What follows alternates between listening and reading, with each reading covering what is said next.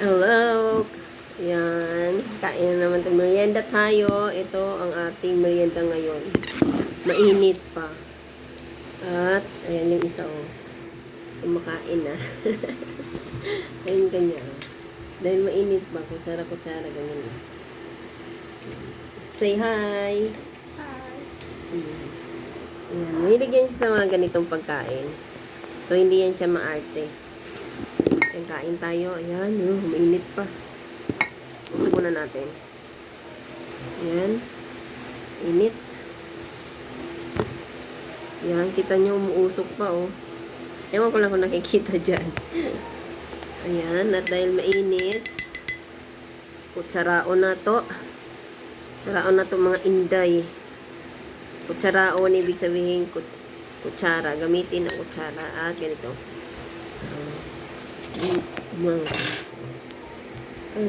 Babalat na siya. Ganyan? Ganyan lang. Ganyan lang, oh. Mainit. Uy, dali. Nahul. Ganyan lang. Masarap kasi kainin pag mainit pa, diba? Ganyan lang yan siya. Yan lang yung aming, merienda for today. And,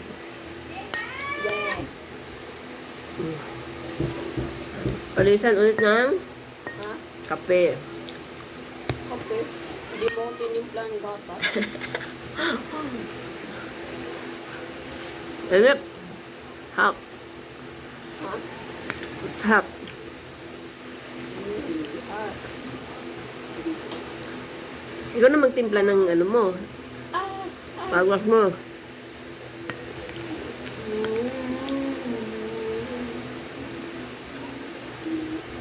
Oh no. Ewan ko ha, kung anong tawag nito sa saging saba sa ibang bansa.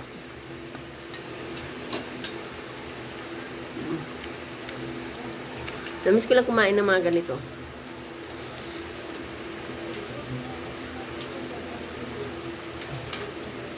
Lahat mainit kaya kutsara. Teka, galing pala ako dun sa sa Samsung kanina. Init. Oh.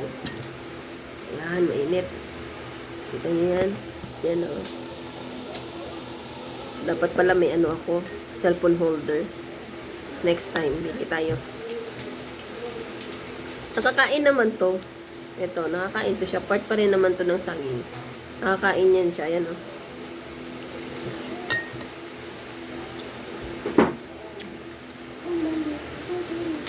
Nag-ano ko kanina, punta ako ng Samsung kanina, pinaayos ko to. Ito oh. Ano to siya?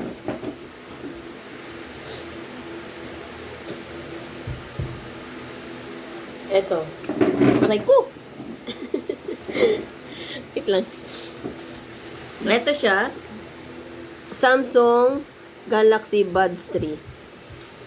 Worth of 8,900? Something like that. And then, 6 months lang siya. Hindi na makonek yung left buds. Pero yung right buds na kukonek pa. And then, mga 1 week lang. Hindi ko siya nagamit kasi nga busy ako. Nung pag-connect ko, hindi na siya mag-connect both side. And then, ayos natin sila dahil makakalap.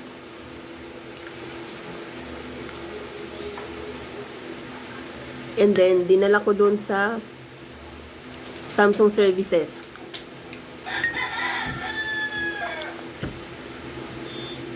Tapos, in-interview nila ko kung ano nangyari. Wala talagang nangyari dyan. Basta kung lang kusa na lang siyang ganyan. Nung una, nakalagay lang na i-update yung app. Kasi, bago mo ito siya magamit, may apps kang i-download para doon mo siya i-connect. Tapos, ang nakalagay doon is i-update siya para ma-connect na yung yung left buds. Kaso hindi siya ma-update nga kasi hindi siya nagko-connect. 1% lang nakalagay sa left buds. So, hindi rin siya nagcha-charge yung left buds, kaya hindi talaga siya ma-connect. And then, nagulat na lang ako after 1 week. Not connected na siya. And then, ang sabi doon, chinek kasi doon ng Samsung. Na-open mo din? Open pa? Sabi nung sa Samsung, hindi na daw nagcha-charge. Sabi ko, hindi nagcha-charge pa yan kasi ang huli kong gamit noon, nasa 8. Ang huli kong noon, hindi ko talaga siya chinarge kasi nasa 80% pa lang yung battery ng buds eh. Ngayon, ang sabi ng lap, hindi na rin daw nagcha-charge. Sabi ko, hindi nagcha-charging po yan. Hindi na ma'am. Kaya ayun, pinaiwan doon. Sabi 7 days daw. Pero wala pang 7 days, 3 days pa lang. Tinawagan na ako kanina. Okay na daw yung buds ko. Kaya happy ako. Tapos pagdating ko doon, tinanong ko kung anong nangyari, anong dahilan, ba't nagkaganon yung buds. Kasi sabi ko,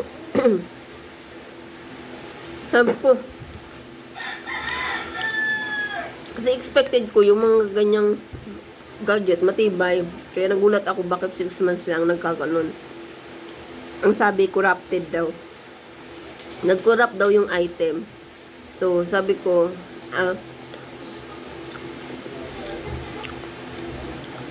edi, inayos to ma'am, ang sabi sa akin.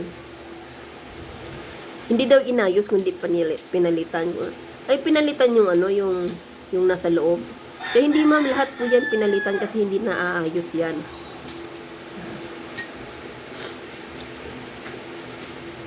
Ayan may sticker pa nga Ayan, sticker. Ang ganito palang mga buds, ganito. Hindi pala to naaayos.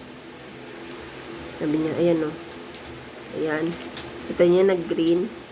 Hindi pala to naaayos. So, ang nangyari, pinalitan nila yung item ko na bago, as in bago na talaga to. Kasi hindi talaga daw yan naaayos. Sabi ko, paano pala yan ma'am pag ang naaayos lang daw is yung mga phone.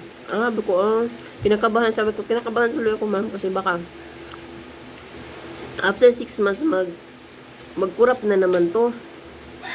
Sabi ko, lagi ba may ganitong report sa inyo ma'am na na yung mga earbuds nagkukurap? More pa ba?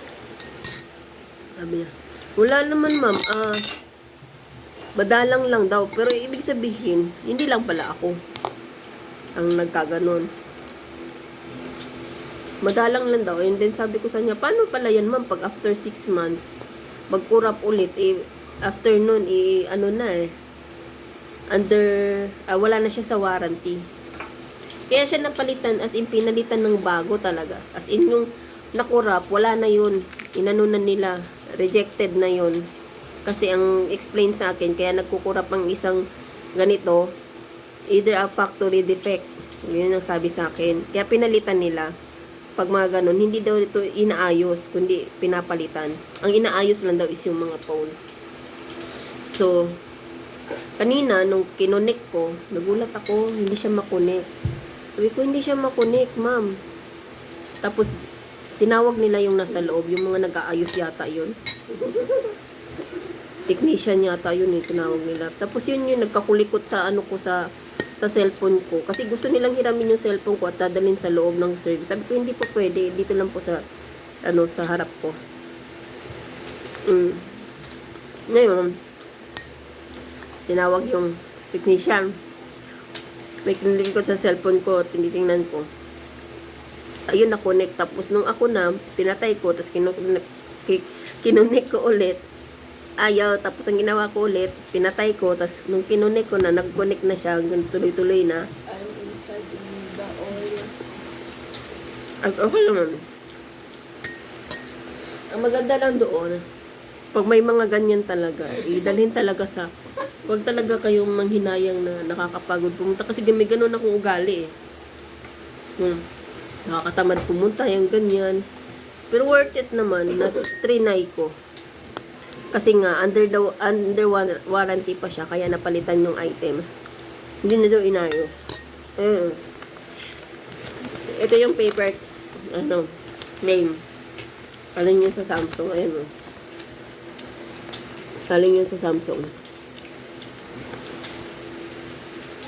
Diba? Yan.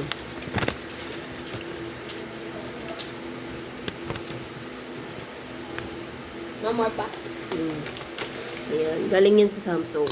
So, ayan. As in, bago na to.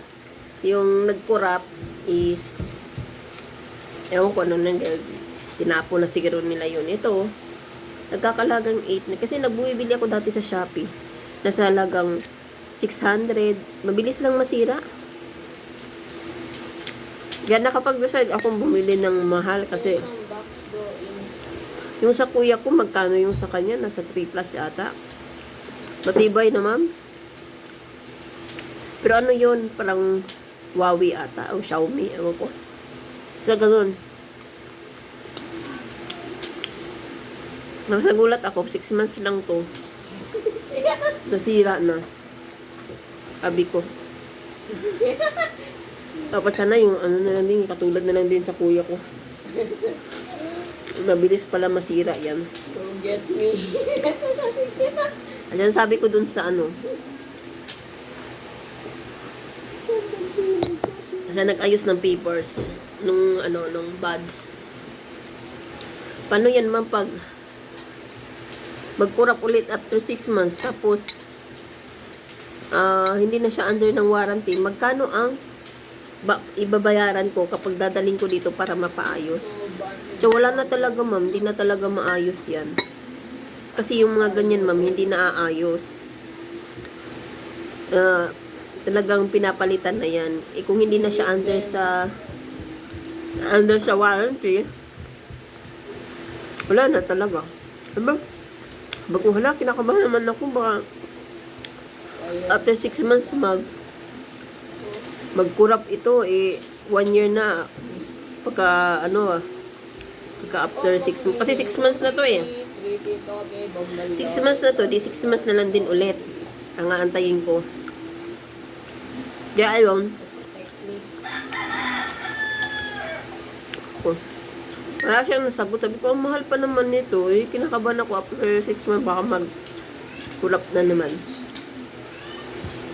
So, hindi na siya maayos. Tapo na talaga. Sa halagang 8,900. 8,999 ba? Piso na nga lang ko lang para man 9,000 eh. Yan ito oh. Ano yan?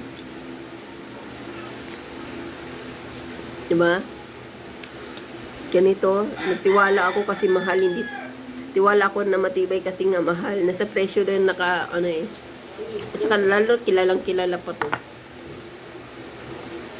So, goods naman kasi pinalitan nila ng buong buo kasi corrupted. Factory defect. May mga ganun pala.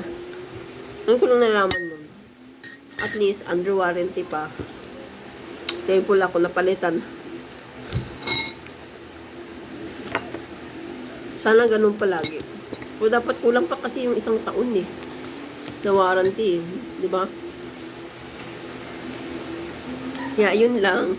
At natapos na rin ako magmerienda. Wala, inubos mo. Sabi ko, more pa. Ayan oh. Nilagay ko. More pa daw. Nilagay ko sa ano niya. Hindi pala niya binalatan. Nagantay pa talaga siya sa akin. Ayan na Latoy. Latoy tawag ko dyan eh. Ayan oh. Kain siya oh. Ayan na. Bye-bye. Say bye. Not bye. Not bye. Bye-bye ba? Bye-bye. Bye-bye ba? Bye-bye.